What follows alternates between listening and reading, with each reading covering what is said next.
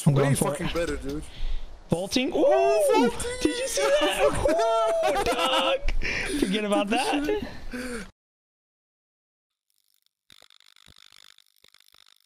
Okay, there's an AK on the ground. I didn't even pick it up. I'm just going for this kill. You gotta see the new dude. It's insane.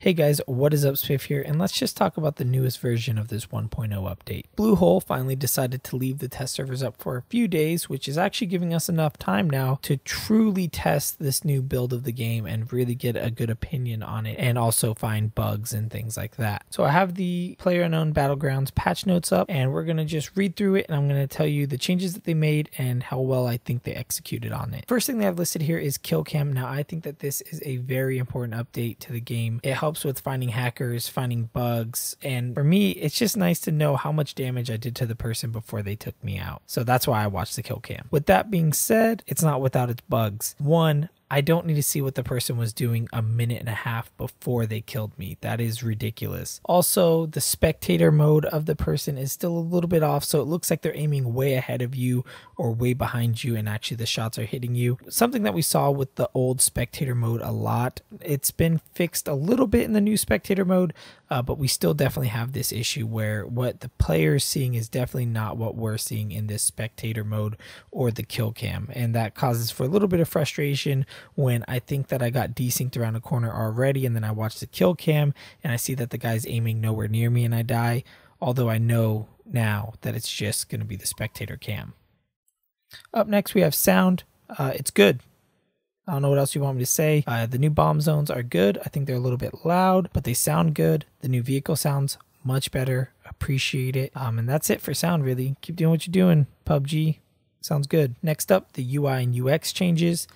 Fantastic. It's much easier to see. It looks a lot cleaner. It looks way more professional. It takes this game from looking like a early access game to one that's actually polished and ready to be released.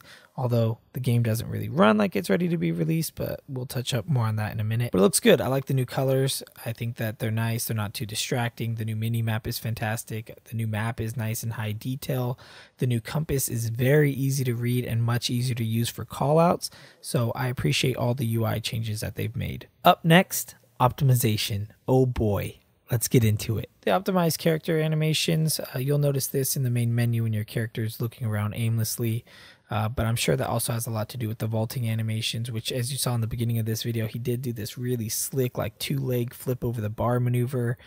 So that looks good overall. I think that's pretty helpful. Makes the game look a lot more polished than it is. They added LODs to further optimize weapon rendering for long distances.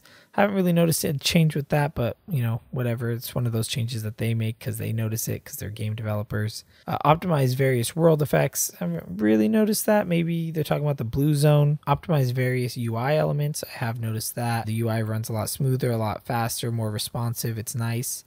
Optimize the C by reducing wave effects. That's always helpful. Why were there wave effects taking down my performance in the first place? But whatever. Decrease terrain loading time. I haven't really actually noticed a difference with this in this build. I did notice it a lot more in the very first 1.0 update that they released. The textures were really nice at a very far distance, and I didn't have to load them in at all. They just were there. So I think this may have been a patch note from the very first one that they're just kind of carrying over. Either way, haven't really noticed it in this build, but I believe that they have it in the final 1.0 build once it eventually gets released. Decreased memory usage of characters. Have not seen this in this build whatsoever. My memory usage is still extremely high in this game. Once again, I think in the original 1.0 release it wasn't as high and it was running a lot smoother and a lot better. So again, this may just be a patch note that they kind of copied and pasted over. But how does it feel? Well, I recently had to go and buy an SSD because PUBG made me do it. Literally, they forced me to go buy an SSD just so I could play the game and record videos for you guys. So for me, both of the versions of PUBG now run pretty smoothly. I have very little hiccups.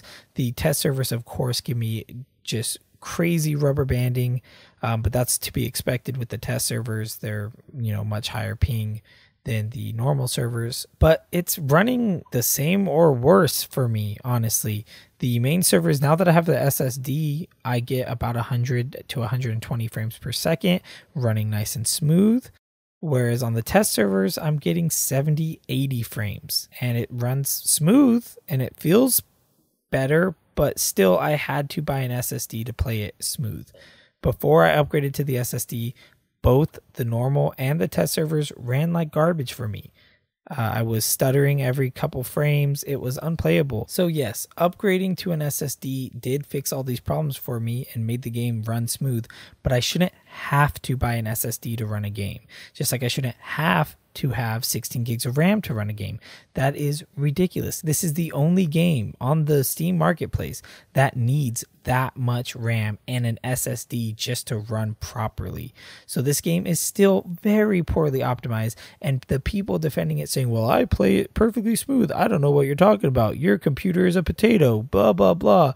Insert lame comment here. Yes, your 1080 Ti with the 7700K runs the game smoothly. Congratulations, you have one of the top of the line computers right now. You shouldn't have to have that just to play the game. And that's kind of where I'm going to end this video. So if you guys enjoyed, please hit like. If you guys like the content that I provide, make sure to hit subscribe. If you guys want to, my Discord and Twitch and all my other links are going to be in the description down below. Make sure to check those out. This has been Spiff, and I'm out. Peace.